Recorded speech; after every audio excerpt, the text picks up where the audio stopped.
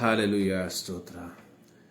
ಇಂದಿನ ಪರಿಶುದ್ಧ ಆರಾಧನೆಯನ್ನು ತಂದೆ, ಮಗ, ಪವಿತ್ರಾತ್ಮನ ನಾಮದಲ್ಲಿ ನಾವು ಪ್ರಾರಂಭದಲ್ಲಿ ನಮ್ಮ ಕಣ್ಣುಗಳನ್ನು ಮುಚ್ಚಿ ಸರ್ವಶಕ್ತನಾದ ದೇವರಿಗೆ ಪ್ರಾರ್ಥನೆಯನ್ನು ಸಮರ್ಪಿಸುವ. ಹಾಲೆಲೂಯ, ಸ್ತೋತ್ರ ಸ್ತೋತ್ರ ಸ್ತೋತ್ರ ಸ್ತೋತ್ರ ಸ್ತೋತ್ರ. ಇಂಥ ಒಳ್ಳೆ ಸಮಯದೋಳು ಯೇಸುವೇ ನಿಂಬಾಳೆ ಬಂದೆವು, ನಿಮ್ಮ ಮಕ್ಕಳಾದ ನಾವು ನಿಮ್ಮನ್ನೇ ಅರಸಿ ಬಂದೆವು. ನಮ್ಮ ಮೇಲೆ ದಯವಿಡು ಸ್ವಾಮಿ, ನಿಮ್ಮ ಕರುಣೆಯನ್ನು ತೋರಿಸು. ನಮ್ಮ ಮೇಲೆ ದಯವಿಡು ಸ್ವಾಮಿ, ನಿಮ್ಮ ಕರುಣೆಯನ್ನು ತೋರಿಸು. ನಿಮ್ಮನ್ನೇ ರಕ್ಷಕನಾಗಿ ಕಾಣಲು ಪ್ರೇರಿಸು ನಮ್ಮೆಲ್ಲರನ್ನು. ನಿಮ್ಮನ್ನೇ ರಕ್ಷಕನಾಗಿ ಕಾಣಲು ಪ್ರೇರಿಸು ನಮ್ಮೆಲ್ಲರನ್ನು.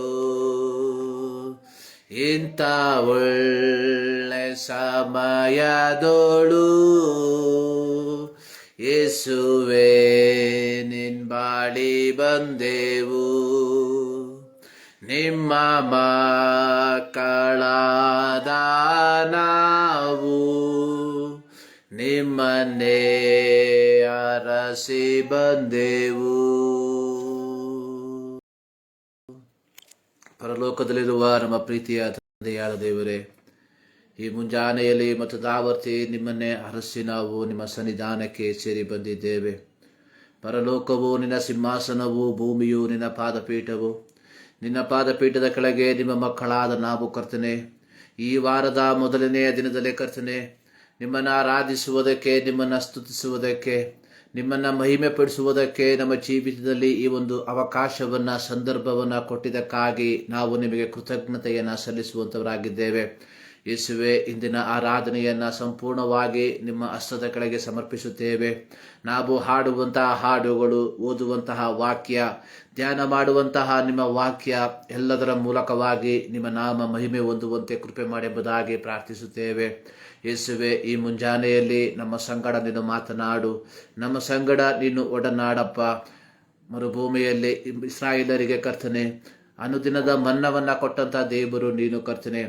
ಆಗಿರುವಾಗ ಕರ್ತನೆ, ಈ ಮುಂಜಾನೆಯಲ್ಲಿ ನಮಗೆ ಬೇಕಾಗಿರುವಂಥ ಆತ್ಮಿಕವಾದ ಆಹಾರವಾದ ಮನ್ನವನ್ನು ದಯಪಾಲಿಸು ಎಂಬುದಾಗಿ ನಾವು ಪ್ರಾರ್ಥಿಸುವಂಥವರಾಗಿದ್ದೇವೆ.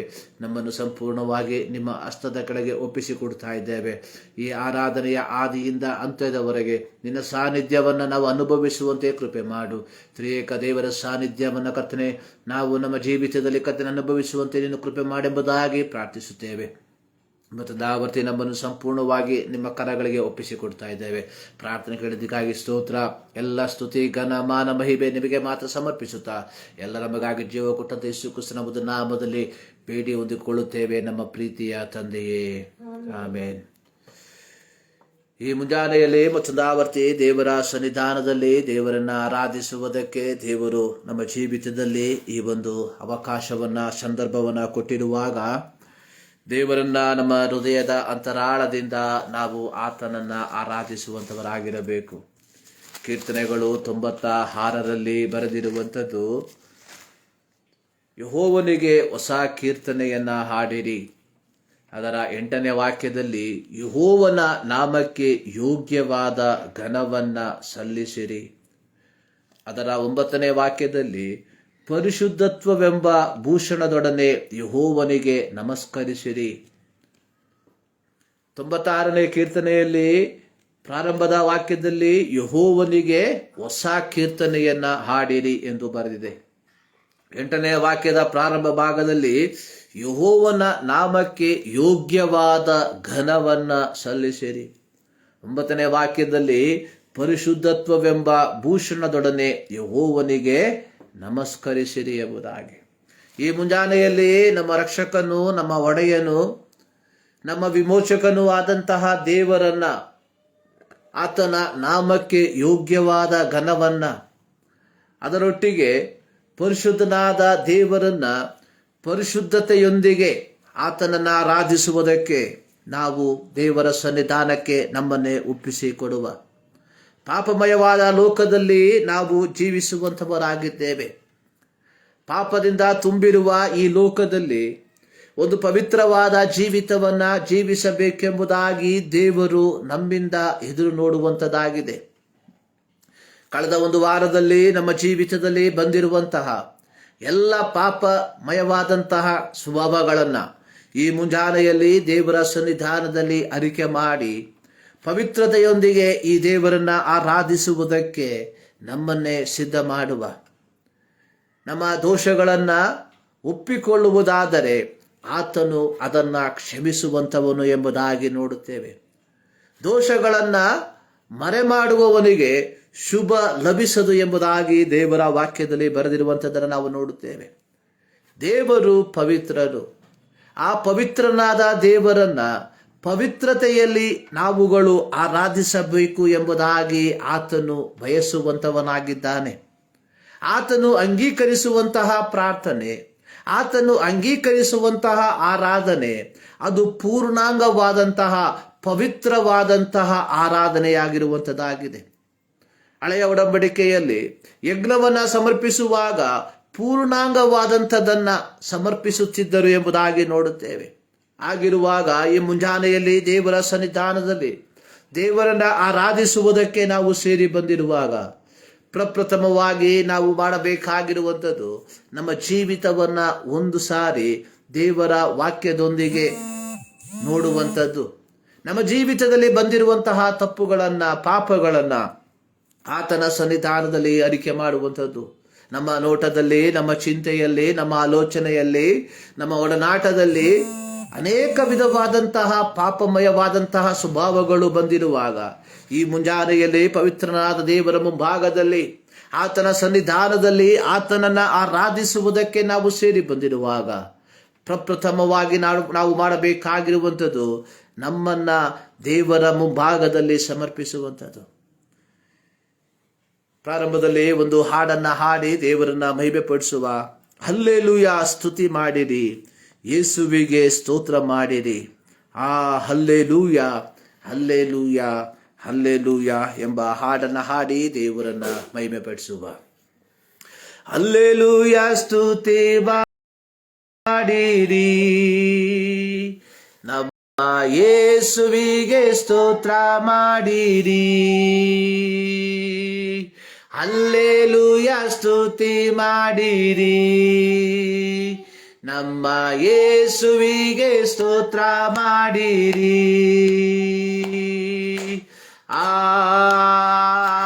Hallelujah, hallelujah, hallelujah, hallelujah, hallelujah, hallelujah. ಶಿಲುಬೆಯ ಯಜ್ಞಾದಿ ನಿನ್ನ ರಕ್ತವ ಸುರಿಸಿದಿ. ಶಿಲುಬೆಯ ಯಜ್ಞಾದಿ ನಿನ್ನ ರಕ್ತವ ಸುರಿಸಿದಿ. ಪಾಪ ನಿವಾರಿಸಿ ಶುದ್ಧಿ ಪಡಿಸಿ ರಕ್ಷಣೆ ನೀಡಿದಿ. ಪಾಪ ನಿವಾರಿಸಿ ಶುದ್ಧಿ ಪಡಿಸಿ ರಕ್ಷಣೆ ನೀಡಿದೆ. ಹಲ್ಲೆಲೂಯಾ, ಸ್ತುತಿ ಮಾಡಿರಿ, ನಮ್ಮ ಯೇಸುವಿಗೆ ಸ್ತೋತ್ರ ಮಾಡಿರಿ. ಹಲ್ಲೆಲೂಯಾ, ಸ್ತುತಿ ಮಾಡಿರಿ, ನಮ್ಮ ಯೇಸುವಿಗೆ ಸ್ತೋತ್ರ ಮಾಡಿರಿ. Hallelujah, hallelujah, hallelujah, hallelujah, hallelujah, hallelujah. ನನ್ನಾಗಿ ಸದಾ ನಾನೇ ಸ್ಮರಿಸುವೆನು, ನನ್ನ ಜೀವಿತದಿ ಸದಾ ನಾನೇ ಸ್ಮರಿಸುವೆನು. ನಿನ್ನ ಆತ್ಮವೊಂದಿ ನಿನ್ನ ಚಿತ್ತಾರಿತು ಬಾಳುವೆ ನಾನೆಂದು. ನಿನ್ನ ಆತ್ಮವೊಂದಿ ನಿನ್ನ ಚಿತ್ತಾರಿತು ಬಾಳುವೆ ನಾನೆಂದು. ಹಲ್ಲೆಲೂಯಾ, ಸ್ತುತಿ ಮಾಡಿರಿ, ನಮ್ಮ ಯೇಸುವಿಗೆ ಸ್ತೋತ್ರ ಮಾಡಿರಿ. ಹಲ್ಲೆಲೂಯಾ, ಸ್ತುತಿ ಮಾಡಿರಿ, ನಮ್ಮ ಯೇಸುವಿಗೆ ಸ್ತೋತ್ರ ಮಾಡಿರಿ. Hallelujah, hallelujah, hallelujah, hallelujah, hallelujah. ಯೇಸುವನ ನಂಬಿರಿ, ನಿಜ ರಕ್ಷಣೆ ಹೊಂದಿರಿ. ಯೇಸುವನ ನಂಬಿರಿ, ನಿಜ ರಕ್ಷಣೆ ಹೊಂದಿರಿ. ನಿತ್ಯ ಭಾಗ್ಯವ ಪಡೆಯಿರಿ ಎಂಬ ವಾರ್ತೆಯ ಸಾರುವೆವು. ನಿತ್ಯ ಭಾಗ್ಯವ ಪಡೆಯಿರಿ ಎಂಬ ವಾರ್ತೆಯ ಸಾರುವೆವು. ಹಲ್ಲೆಲೂಯಾ, ಸ್ತುತಿ ಮಾಡಿರಿ, ನಮ್ಮ ಯೇಸುವಿಗೆ ಸ್ತೋತ್ರ ಮಾಡಿರಿ. ಹಲ್ಲೆಲೂಯಾ, ಸ್ತುತಿ ಮಾಡಿರಿ, ನಮ್ಮ ಯೇಸುವಿಗೆ ಸ್ತೋತ್ರ ಮಾಡಿರಿ.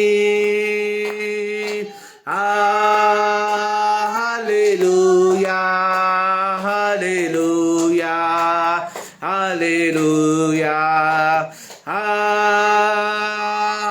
hallelujah, hallelujah, hallelujah. ತೀರಲುಬು ಯಾತ್ರೆ ನಿನ್ನ ಬಳಿ ನಾ ಬರುವೆನು. ತೀರಲುಬು ಯಾತ್ರೆ ನಿನ್ನ ಬಳಿ ನಾ ಬರುವೆನು. ನಿತ್ಯ ಬಿಡಾರದಿನಿ ನಯ ಸ್ತುತಿಸುತ್ತ ನಿತ್ಯವು ವಾಸಿಸುವೆ. ನಿತ್ಯ ಬಿಡಾರದಿನಿ ನಯ ಸ್ತುತಿಸುತ್ತ ನಿತ್ಯವು ವಾಸಿಸುವೆ. ಹಲ್ಲೆಲೂಯಾ, ಸ್ತುತಿ ಮಾಡಿರಿ, ನಮ್ಮ ಯೇಸುವಿಗೆ ಸ್ತೋತ್ರ ಮಾಡಿರಿ. ಹಲ್ಲೆಲೂಯಾ, ಸ್ತುತಿ ಮಾಡಿರಿ, ನಮ್ಮ ಯೇಸುವಿಗೆ ಸ್ತೋತ್ರ ಮಾಡಿರಿ. Hallelujah, hallelujah, hallelujah, hallelujah, hallelujah, hallelujah, hallelujah, hallelujah, hallelujah. Hallelujah, ಸ್ತುತಿ ಮಾಡಿರಿ, ಯೇಸುವಿಗೆ ಸ್ತೋತ್ರ ಮಾಡಿರಿ. ಶಿಲುಬೆಯ ಯಜ್ಞದಿ ನಿನ್ನ ರಕ್ತವ ಸುರಿಸಿದಿ, ಪಾಪ ನಿವಾರಿಸಿ ಶುದ್ಧೀಕರಿಸಿ ರಕ್ಷಣೆ ನೀಡಿದೆ. ಈ ಮುಂಜಾನೆಯಲ್ಲಿ ದೇವರ ಸನ್ನಿಧಾನಕ್ಕೆ ನಾವು ಸೇರಿ ಬರುವುದಕ್ಕೆ ಕಾರಣವಾದಂತಹ ಆ ಒಂದು ಸಾಲುಗಳನ್ನು ನಾವು ಈಗ ಕೇಳಿದ್ದೇವೆ. ಶಿಲುಬೆಯ ಯಜ್ಞದಿ, ಯೇಸು ಕ್ರಿಸ್ತನ ಕಲ್ವಾರಿಯ ಶಿಲುಬೆಯ ಮರಣದ ಮೂಲಕವಾಗಿ ಆತನು ನಮ್ಮನ್ನ ಪಾಪದಿಂದ ಬಿಡುಗಡೆ ಮಾಡಿ ನಿತ್ಯವಾದ ರಕ್ಷಣೆಯನ್ನ ನಮ್ಮನ್ನು ಶುದ್ಧೀಕರಿಸಿ ನಿತ್ಯವಾದ ರಕ್ಷಣೆಯನ್ನ ನಮಗೆ ಒದಗಿಸಿ ಕೊಟ್ಟಿದ್ದರ ಫಲವಾಗಿ ಈ ಮುಂಜಾನೆಯಲ್ಲಿ ನಾವು ದೇವರ ಸನ್ನಿಧಾನದಲ್ಲಿ ದೇವರನ್ನ ಆರಾಧಿಸುವುದಕ್ಕೆ, ದೇವರನ್ನ ಸ್ತುತಿಸುವುದಕ್ಕೆ ನಾವು ಸೇರಿ ಬಂದಿದ್ದೇವೆ. ಈ ಒಂದು ಅನುಭವವನ್ನ ಅನುಭವಿಸಿದಂತಹ ಹಾಡುಗಾರನು ಹೇಳುವಂಥದ್ದು, ನನ್ನ ಜೀವಿತದಿ ಸದಾ ನಿನ್ನನ್ನ ಸ್ಮರಿಸುವೆನು, ನಿನ್ನಾತ್ಮ ಹೊಂದಿ ನಿನ್ನ ಚಿತ್ತ ಅರಿತು ಬಾಳುವೆ ನಾನಿಂದು. ಆಮೇಲೆ ತೀರಲು ಭೂಯಾತ್ರೆ ನಿನ್ನ ಬಳಿ ನಾ ಬರುವೇನು, ನಿತ್ಯ ಬಿಡಾರದಿ ನಿನ್ನಯ ಸ್ತುತಿಸುತ್ತಾ ನಿತ್ಯವೂ ವಾಸಿಸುವೆನು. ಇದು ಹಾಡುಗಾರನ ಒಂದು ಭರವಸೆ. ದೇವರ ಮಕ್ಕಳಿಗೆ ದೇವರು ಕೊಟ್ಟಿರುವಂತಹ ಅತ್ಯಂತ ಅಮೂಲ್ಯವಾದಂತಹ ವಾಗ್ದಾನ ಅನ್ನುವಂಥದ್ದು, ಈ ಲೋಕದ ಜೀವಿತವನ್ನ ತೀರಿಸಿ ಅಥವಾ ಈ ಭೂಯಾತ್ರೆಯ ಜೀವಿತವನ್ನ ತೀರಿಸಿದ ನಂತರವಾಗಿ ನಿತ್ಯವಾಗಿ ಯೆಹೋವನ ದೇವರ ಸಮ್ಮುಖದಲ್ಲಿ ಆತನನ್ನು ಆರಾಧಿಸುವಂತಹ, ನಿತ್ಯವೂ ಆತನನ್ನು ಸ್ತುತಿಸುವಂತಹ, ನಿತ್ಯವೂ ಆತನ ಮುಖವನ್ನು ದರ್ಶಿಸುವಂತಹ ಆ ಒಂದು ಶ್ರೇಷ್ಠವಾದಂತಹ, ಆ ಅಮೂಲ್ಯವಾದಂತಹ, ಆ ಅವರ್ಣೀಯವಾದಂತಹ ಆ ಒಂದು ಸುದ್ದಿನ ದೇವರು ನಮಗೆ ವಾಗ್ದಾನ ಮಾಡಿದ್ದಾನೆ. ಈ ಲೋಕದಲ್ಲಿ ನಮ್ಮ ಜೀವಿತ ಅನ್ನುವಂಥದ್ದು ನಶ್ವರವಾದಂಥದ್ದು. ನೀರಿನ ಮೇಲೆ ಗುಳ್ಳೆಯೋಪಾದಿಯಲ್ಲಿ ನಮ್ಮ ಜೀವಿತ. ಈ ಲೋಕದ ನಮ್ಮ ಜೀವಿತ ಅನ್ನುವಂಥದ್ದು ಹಬೆಯೋಪಾದಿಯಲ್ಲಿ, ಹೊಗೆಯೋಪಾದಿಯಲ್ಲಿ. ಆದರೆ ಯೇಸು ಕ್ರಿಸ್ತನು ತನ್ನ ಅಮೂಲ್ಯವಾದ ರಕ್ತವನ್ನು ಕೊಟ್ಟು ನನ್ನನ್ನ ಶುದ್ಧೀಕರಿಸಿ ನಿತ್ಯವಾದ ರಕ್ಷಣೆಯನ್ನ ನೀಡಿರುವಂತಹ ಮೂಲ ಉದ್ದೇಶ, ನಮ್ಮ ಈ ಲೋಕದ ಜೀವಿತದ ನಂತರವಾಗಿ ಆತನ ಸಮ್ಮುಖದಲ್ಲಿ ಆತನ ಮುಖವನ್ನ ದರ್ಶಿಸುತ್ತಾ,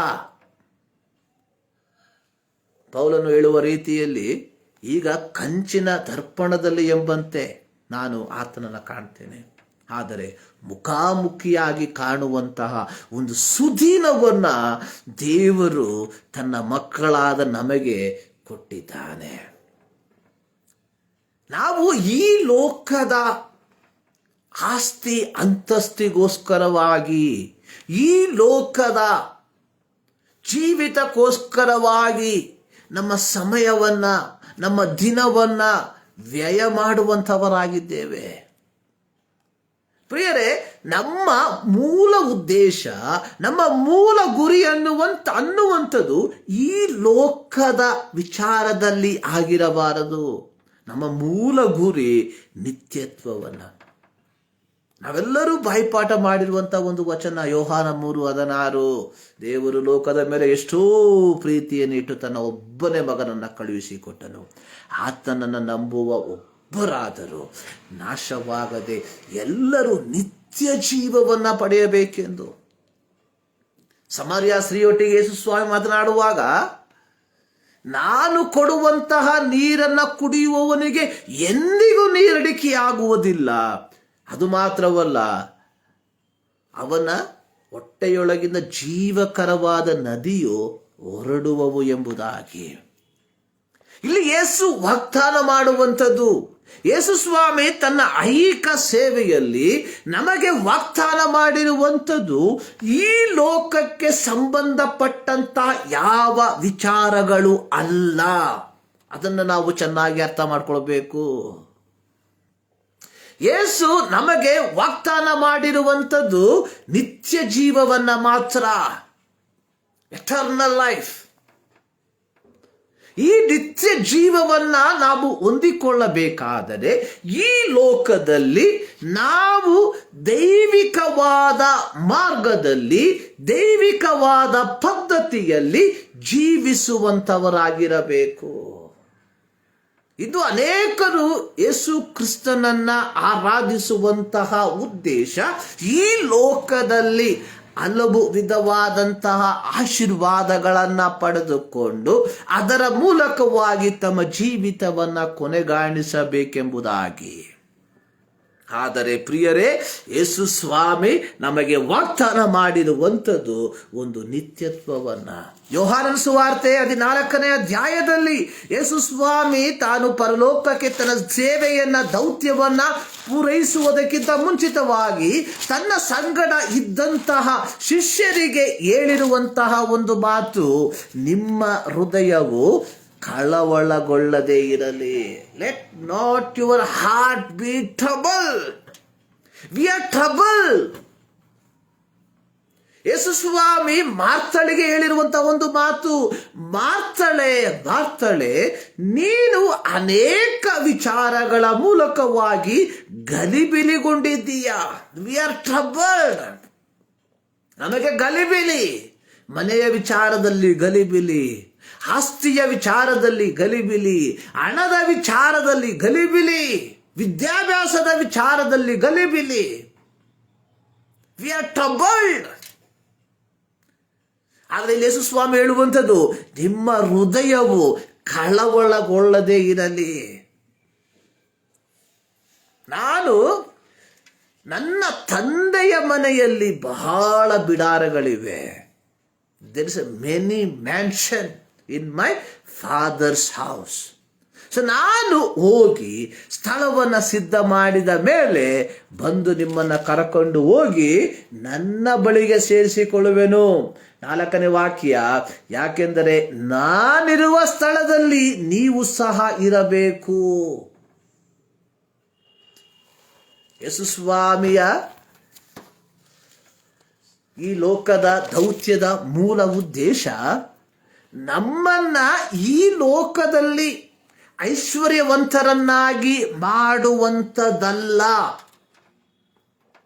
ಯೇಸು ಸ್ವಾಮಿಯ ಮೂಲ ಉದ್ದೇಶ, ಏಕೈಕ ಉದ್ದೇಶ, ಮೂಲ ಉದ್ದೇಶ ಅಂದ್ರೆ ಬೇರೆ ಉದ್ದೇಶಗಳು ಬರಬಹುದು. ಯೇಸು ಸ್ವಾಮಿಯ ಏಕೈಕ ಉದ್ದೇಶ ನಿತ್ಯ ಜೀವವನ್ನ ನಮಗೆ ಲಭಿಸುವಂಥದ್ದು.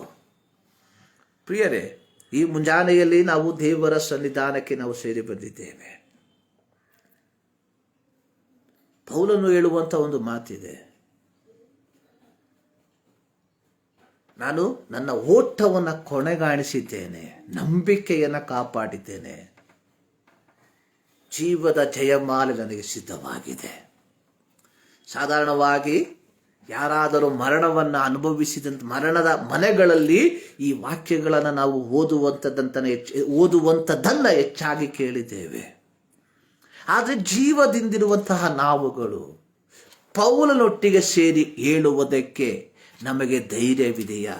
ನಾನು ನನ್ನ ಓಟವನ್ನು ಕೊನೆಗಾಣಿಸಿದ್ದೇನೆ, ಅಥವಾ ನಾನು ನನಗೆ ನೇಮಕವಾದ ಓಟದಲ್ಲಿಯೇ ಓಡುತ್ತಿದ್ದೇನೆ, ನಾನು ನನ್ನ ನಂಬಿಕೆಯನ್ನೇ ಕಾಪಾಡುತ್ತಿದ್ದೇನೆ. ಇಂದು ನನ್ನ ಜೀವಿತದ, ನನ್ನ ಓಟದ ಕೊನೆಯ ಓಟವಾಗಿದ್ದರೆ ನನಗೋಸ್ಕರವಾಗಿ ಸಿದ್ಧ ಮಾಡಿರುವಂತಹ ಜಯಮಾಲೆಯನ್ನ ನಾನು ಹೊಂದಿಕೊಳ್ಳುತ್ತೇನೆ ಎಂಬುವಂತಹ ದೃಢವಾದ ನಿಶ್ಚಯ ನಮಗೆ ಉಂಟಾ? ಆ ಒಂದು ದೃಢವಾದ ನಿಶ್ಚಯ ನಮಗೆ ಇಲ್ಲದೆ ಹೋದರೆ ನಾವು ಕ್ರೈಸ್ತರೆಂದು ಕರೆಸಿಕೊಳ್ಳುವುದರಲ್ಲಿ ಯಾವ ಅರ್ಥವೂ ಇರುವುದಿಲ್ಲ.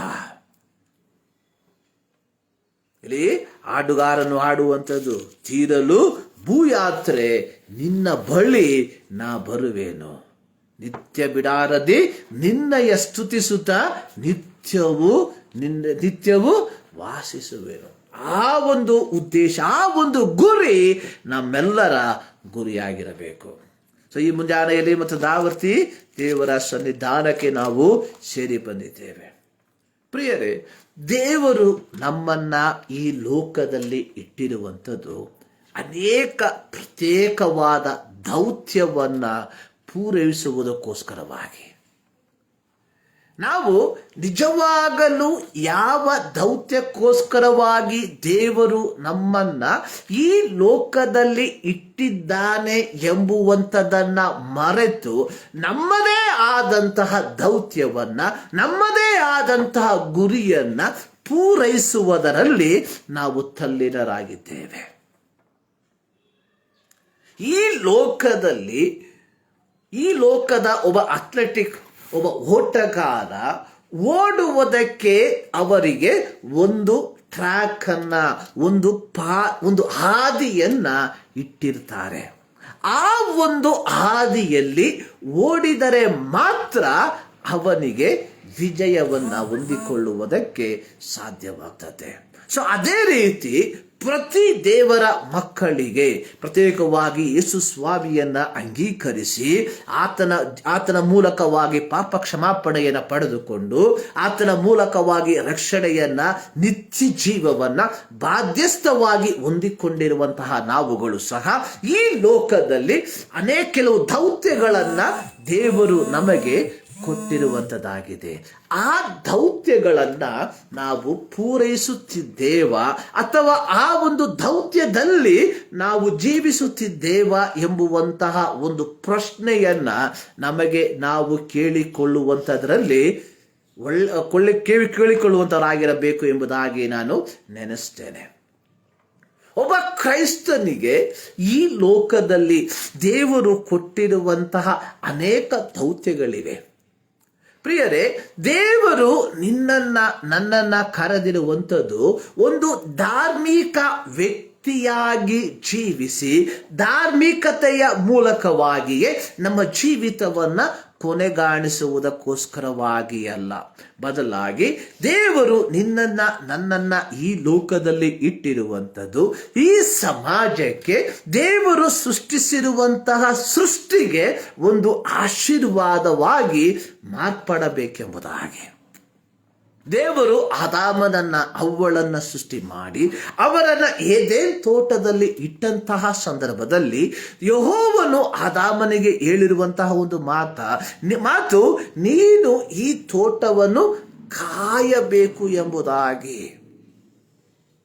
ಪ್ರಿಯರೇ, ನಾವು ಪ್ರತಿಯೊಂದು ಮಾತುಗಳನ್ನ ಕೇವಲ ಆತ್ಮಿಕವಾದ ಅರ್ಥಗಳಲ್ಲಿ ಮಾತ್ರ ತೆಗೆದುಕೊಳ್ಳದೆ ನಾವು ಈ ಲೋಕದಲ್ಲಿ ಜೀವಿಸುವಾಗ ಲೌಕಿಕವಾಗಿಯೂ ನಾವು ಕೆಲವು ವಿಷಯಗಳನ್ನ ಗ್ರಹಿಸಿಕೊಳ್ಳಬೇಕಾಗಿರುವಂಥದ್ದು ಬಹಳ ಪ್ರಾಮುಖ್ಯ.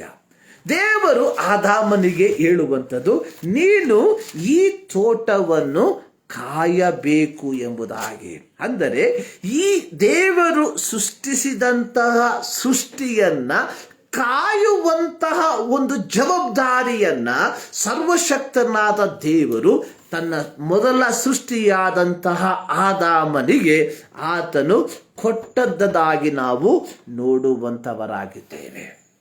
ಆಗಿರುವಾಗ ಈ 2022ರಲ್ಲಿ ಜೀವಿಸುವಂತಹ ನಾವುಗಳು ಸಹ ತನ್ನ ದೇವರು ಸೃಷ್ಟಿಸಿರುವಂತಹ ಸೃಷ್ಟಿಯನ್ನ ಕಾದು ಪರಿಪಾಲಿಸಬೇಕಾಗಿರುವಂಥದ್ದು ಬಹಳ ಪ್ರಾಮುಖ್ಯ ಎಂಬುವಂಥದ್ದನ್ನ ನಾನು ಮರೆಯಬಾರದು.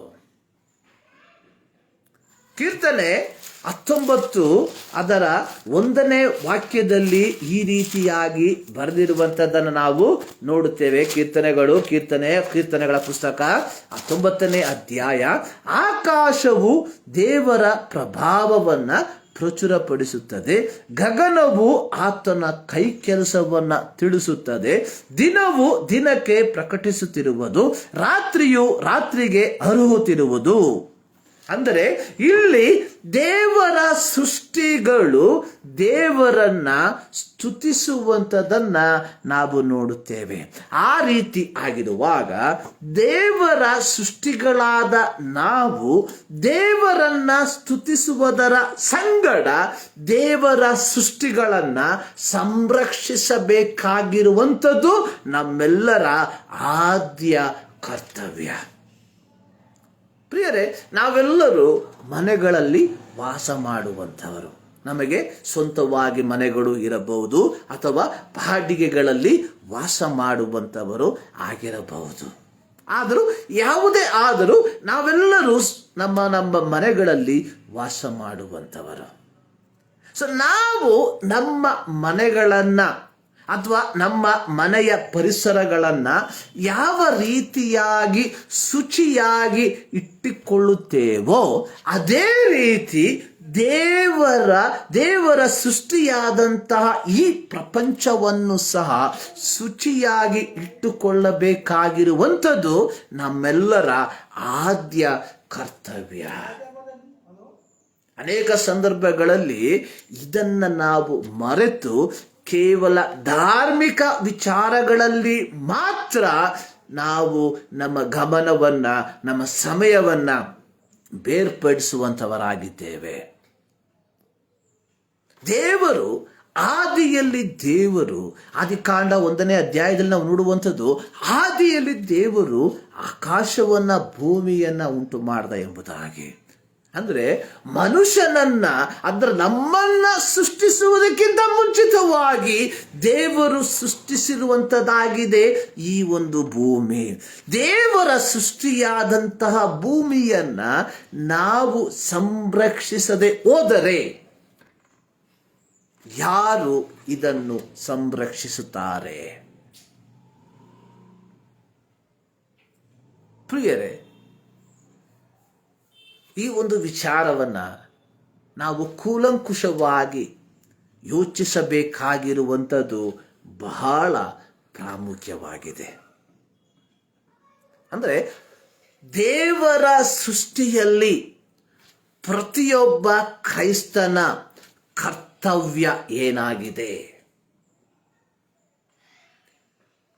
ನಾವು ನಮ್ಮ ಕುರಿತಾಗಿ, ನಮ್ಮ ಮಕ್ಕಳ ಕುರಿತಾಗಿ, ನಮ್ಮ ಕುಟುಂಬದ ಕುರಿತಾಗಿ ಚಿಂತಿಸುವಂತಹ ಅದೇ ಸಂದರ್ಭದಲ್ಲಿ ನಾವು ನಮ್ಮ ಮಕ್ಕಳ ಕುರಿತಾಗಿ ಚಿಂತಿಸ್ತೇವೆ. ಕಾರಣ ಅವರು ನಮ್ಮ ಮಕ್ಕಳು, ದೇ ಆರ್ ಅವರ್ ಚಿಲ್ಡ್ರನ್. ಅದೇ ಸಂದರ್ಭದಲ್ಲಿ ದೇವರ ಸೃಷ್ಟಿಯಾಗಿರುವಂತಹ ಈ ಭೂಮಿಯ ಕುರಿತಾಗಿ ದೇವರ ಮಕ್ಕಳಾದ ನಾವಲ್ಲದೆ ಬೇರೆ ಯಾರು ಚಿಂತಿಸುವಂಥವರು ಎಂಬ ಒಂದು ಪ್ರಶ್ನೆ ನಿಮ್ಮ ಮಧ್ಯದಲ್ಲಿ ಇಡುವುದಕ್ಕೆ ನಾನು ಬಯಸುವಂಥವನಾಗಿದ್ದೇನೆ. We may tell that one person, ಒಬ್ಬ ವ್ಯಕ್ತಿಯಿಂದ ಏನನ್ನ ಮಾಡುವುದಕ್ಕೆ ಸಾಧ್ಯ, ಒಬ್ಬ ವ್ಯಕ್ತಿಯಿಂದ ಏನನ್ನ ಮಾಡುವುದಕ್ಕೆ ಸಾಧ್ಯ ಎಂಬ ಒಂದು ಪ್ರಶ್ನೆ. ಆದರೆ ಆ ಒಬ್ಬ ವ್ಯಕ್ತಿ ಪರಿಸರಕ್ಕೆ ಅಥವಾ ಪ್ರಕೃತಿಗೆ ಹಾನಿಯನ್ನ ಮಾಡದೆ ಹೋದರೆ ಅಷ್ಟಕ್ಕ ಮಟ್ಟಿಗೆ ಪ್ರಕೃತಿ ಶಾಂತವಾಗಿರುವಂಥದ್ದಾಗಿದೆ. ನಮ್ಮ ರಾಷ್ಟ್ರಪಿತ ಮಹಾತ್ಮ ಗಾಂಧಿ ಹೇಳಿರುವಂಥದ್ದು, ಒಬ್ಬ ವ್ಯಕ್ತಿ ಬಿಕಮ್ ಎ ಗುಡ್, ಅವನ ಕುಟುಂಬ ಒಳ್ಳೆಯದಾಗ್ತದೆ. ಒಂದು ಕುಟುಂಬ ಒಳ್ಳೆಯದಾದರೆ ಅವನ ಪರಿಸರ ಒಳ್ಳೆಯದಾಗ್ತದೆ. ಅವನ ಪರಿಸರ ಒಳ್ಳೆಯದಾದರೆ ಅವನ ಗ್ರಾಮ ಒಳ್ಳೆಯದಾದರೆ ಅವನ ಪಂಚಾಯಿತು. ಹೀಗೆ ಎಲ್ಲವೂ ಪ್ರಾರಂಭವಾಗುವಂಥದ್ದು ಒಬ್ಬ ವ್ಯಕ್ತಿಯ ಮೂಲಕವಾಗಿ. ಪ್ರಿಯರೇ, ಈ 2022ರಲ್ಲಿ ನಾವು ಸೇರಿ ಬಂದಿರುವಾಗ ಇದುವರೆಗೂ ನಾವುಗಳು ಬದುಕಿದ್ದೇವೆ.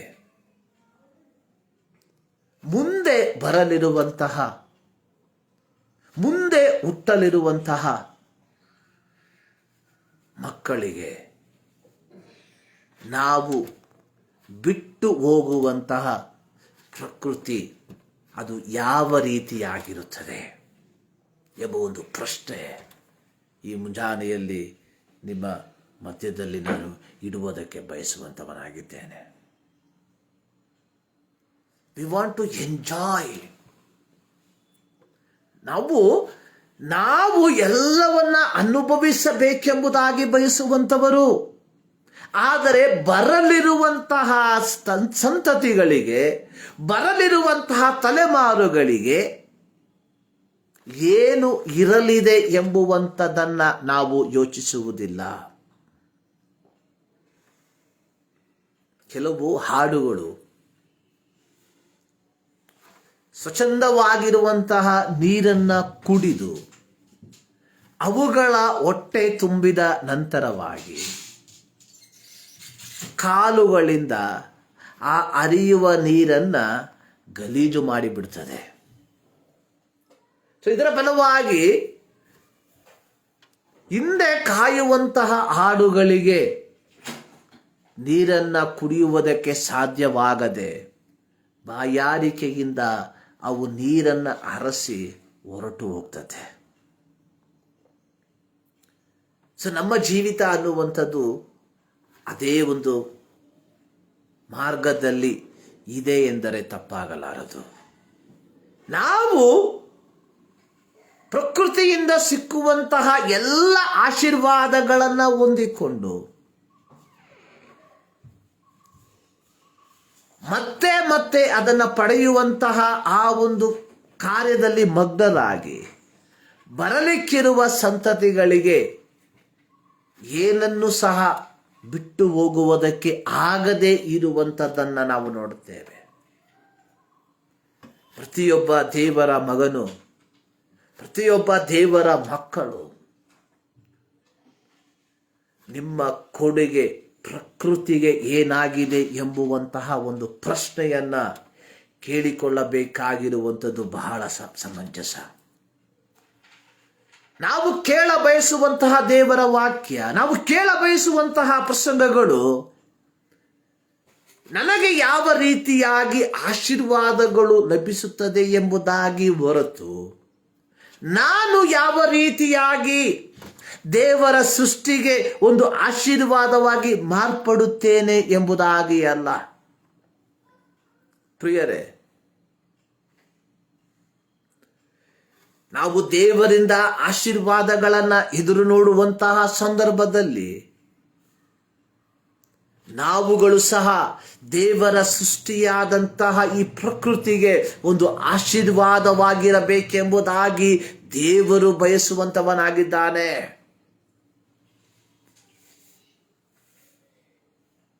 Are we a blessing to the nature? ಪ್ರಕೃತಿಗೆ ನಾವು ಆಶೀರ್ವಾದವಾಗಿದ್ದೇವಾ? ಪರಿಸರಕ್ಕೆ ನಾವು ಆಶೀರ್ವಾದವಾಗಿದ್ದೇವಾ? ಈ ಒಂದು ಪ್ರಶ್ನೆ ನಮಗೆ ನಾವೇ ಕೇಳಿಕೊಳ್ಳಬೇಕಾಗಿರುವಂಥದ್ದು. ಆದಿಕಾಂಡ ಪುಸ್ತಕದಲ್ಲಿ ನಾವು ನೋಡುವಂತಹ ಸಂದರ್ಭದಲ್ಲಿ ದೇವರು ತನ್ನ ಸೃಷ್ಟಿಗಳನ್ನು ನೋಡಿ ಹೇಳುವಂಥದ್ದು, ಇಟ್ ಈಸ್ ಗುಡ್, ಇದು ಒಳ್ಳೆಯದು ಒಳ್ಳೆಯದು ಒಳ್ಳೆಯದು ಎಂಬುದಾಗಿ. ಆದಿಕಾಂಡ ಪುಸ್ತಕದಲ್ಲಿ ನಾವು ನೋಡುವಂಥದ್ದು 1ನೇ ಅಧ್ಯಾಯದಲ್ಲಿ 10ನೇ ವಾಕ್ಯ, ಆತನು ಅದನ್ನು ಒಳ್ಳೆಯದೆಂದು ನೋಡಿದನು. 12ನೇ ವಾಕ್ಯ, ಆತನು ಅದನ್ನು ಒಳ್ಳೆಯದೆಂದು ನೋಡಿದನು. 18ನೇ ವಾಕ್ಯ, ಆತನು ಅದನ್ನು ಒಳ್ಳೆಯದೆಂದು ನೋಡಿದನು. 21ನೇ ವಾಕ್ಯ, ಆತನು ಅದನ್ನು ಒಳ್ಳೆಯದೆಂದು ನೋಡಿದನು. 25ನೇ ವಾಕ್ಯ, ಆತನು ಅದನ್ನು ಒಳ್ಳೆಯದೆಂದು ನೋಡಿದನು. ಅಂದ್ರೆ ದೇವರು ಸೃಷ್ಟಿಸಿದಂತಹ ಆಕಾಶವನ್ನ, ಭೂಮಿಯನ್ನ, ಸೂರ್ಯನನ್ನ, ಚಂದ್ರ ನಕ್ಷತ್ರಗಳನ್ನ, ಗಿಡ ಮರಗಳನ್ನ, ಪಕ್ಷಿಗಳನ್ನ, ಮೃಗಗಳನ್ನ, ಕ್ರಿಮಿಕೀಟಗಳನ್ನ, ಎಲ್ಲವನ್ನ, ಜಲಚರಗಳನ್ನ ಎಲ್ಲವನ್ನ ನೋಡಿದಂತ ದೇವರು ಒಳ್ಳೆಯದೆಂದು ನೋಡ್ದ. ಆದರೆ ಇವತ್ತು ಎಲ್ಲವೂ ಮಾಲಿನ್ಯವಾಗಿದೆ, ಎಲ್ಲವೂ ಮಾಲಿನ್ಯವಾಗಿದೆ. ದೇವರ ಮಕ್ಕಳೇ, ದೇವರು ಒಳ್ಳೆಯದಾಗಿ ಸೃಷ್ಟಿ ಮಾಡಿದಂತಹ ಪರಿಸರವನ್ನ, ದೇವರು ಒಳ್ಳೆಯದಾಗಿ ಸೃಷ್ಟಿ ಮಾಡಿದಂತಹ ಪ್ರಕೃತಿಯನ್ನ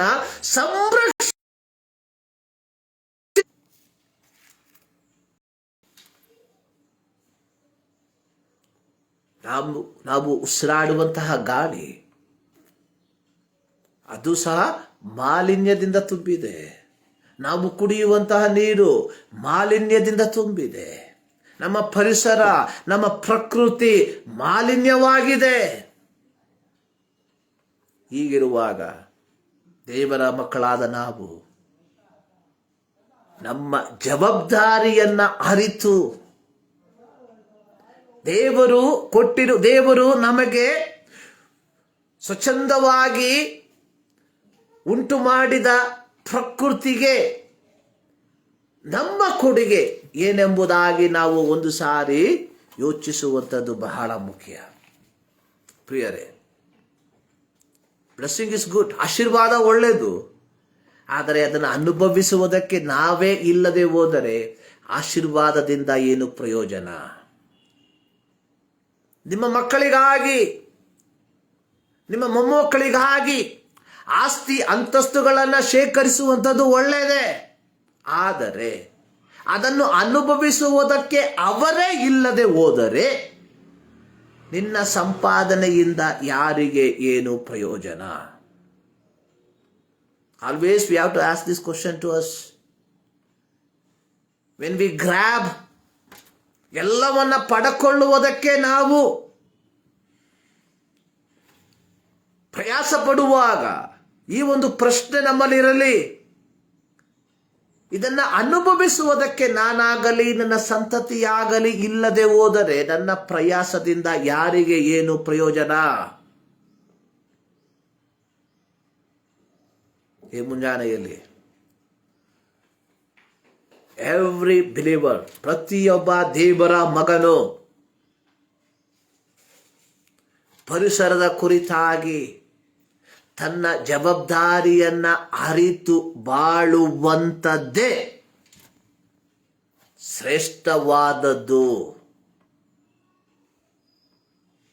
ದೇವರು ಸೃಷ್ಟಿ ಮಾಡಿದಂತಹ ಪ್ರಕೃತಿಯನ್ನ ಹಾಳು ಮಾಡಿ ಪ್ರಾರ್ಥಿಸುವುದರಿಂದ ಯಾವ ಪ್ರಯೋಜನವೂ ಇಲ್ಲ. Let's pray. ನಮ್ಮನ್ನು ಬಹಳವಾಗಿ ಪ್ರೀತಿ ಮಾಡುವ ನಮ್ಮ ಪ್ರೀತಿಯ ತಂದೆಯಾದ ದೇವರೇ, ಈ ಮುಂಜಾನೆಯ ಸಮಯಕ್ಕಾಗಿ ನಾವು ನಿಮಗೆ ಕೃತಜ್ಞತೆಯನ್ನು ಸಲ್ಲಿಸ್ತೇವೆ. ದೇವರೇ, ನಿನ್ನ ಸೃಷ್ಟಿಯ ಮೇಲೆ ನಮ್ಮ ಜವಾಬ್ದಾರಿ ಏನೆಂಬುದಾಗಿ ಅರ್ಥೈಸಿಕೊಂಡು ಕರ್ತನೆ, ಅದರ ಪ್ರಕಾರವಾಗಿ ಜೀವಿಸುವುದಕ್ಕೆ ನಮ್ಮ ಪ್ರತಿಯೊಬ್ಬರ ಜೀವಿತದಲ್ಲಿ ಕೃಪೆ ಮಾಡೆಂಬುದಾಗಿ ನಾವು ಪ್ರಾರ್ಥಿಸುತ್ತೇವೆ. ಕರ್ತನೆ, ಈ ಸಂದರ್ಭದಲ್ಲಿ ಕರ್ತನೆ, ನಿಮ್ಮ ವಾಕ್ಯವನ್ನು ಕೇಳಿರುವಂತಹ ಎಲ್ಲ ಪ್ರಿಯರಿಗಾಗಿ ಸ್ತೋತ್ರ. ಹೌದು ಕರ್ತನೆ, ಪ್ರತಿಯೊಬ್ಬೊಬ್ಬರು ಕರ್ತನೆ ಅವರು ಆಗಿರುವಂತಹ ಜಾಗದಲ್ಲಿ ನಿನ್ನ ಸೃಷ್ಟಿಯನ್ನು ಪ್ರೀತಿಸಿ ಅದನ್ನು ಆರೈಕೆ ಮಾಡಿ ಮುಂದಕ್ಕೆ ಹೋಗುವಂತೆ ಕೃಪೆ ಮಾಡು. ಈ ಮುಂಜಾನೆಯಲ್ಲಿ ಮತ್ತು ದಾವರ್ತಿ ನಮ್ಮನ್ನು ಸಂಪೂರ್ಣವಾಗಿ ನಿಮ್ಮ ಹಸ್ತದ ಕಡೆಗೆ ಸಮರ್ಪಿಸುತ್ತೇವೆ. ಪ್ರಾರ್ಥನೆಗಳಿಗಾಗಿ ಸ್ತೋತ್ರ. ಯೇಸು ಕ್ರಿಸ್ತನ ಮುದ್ದು ನಾಮದಲ್ಲಿ ಬೇಡುತ್ತೇವೆ ನಮ್ಮ ಪ್ರೀತಿಯ ತಂದೆಯೇ. ನಮ್ಮ ಕರ್ತನಾದ ಯೇಸು ಕ್ರಿಸ್ತನ ಕೃಪೆ, ತಂದೆಯಾದ ದೇವರ ಪ್ರೀತಿ, ಪವಿತ್ರಾತ್ಮನ ನ್ಯೂನತೆ ನಮ್ಮ ಎಲ್ಲ ಪ್ರಾರ್ಥನಾ ಮನವಿಗಳ ಮೇಲೆ ಇಂದಿನಿಂದ ಸದಾಕಾಲವೂ ನೆಲೆಯಾಗಿರಲಿ. ಆಮೇಲೆ ಸರ್ವಶಕ್ತನಾದ ದೇವರು ನಿಮ್ಮನ್ನು ಧಾರಾಳವಾಗಿ ಆಶೀರ್ವದಿಸಲಿ. May God bless.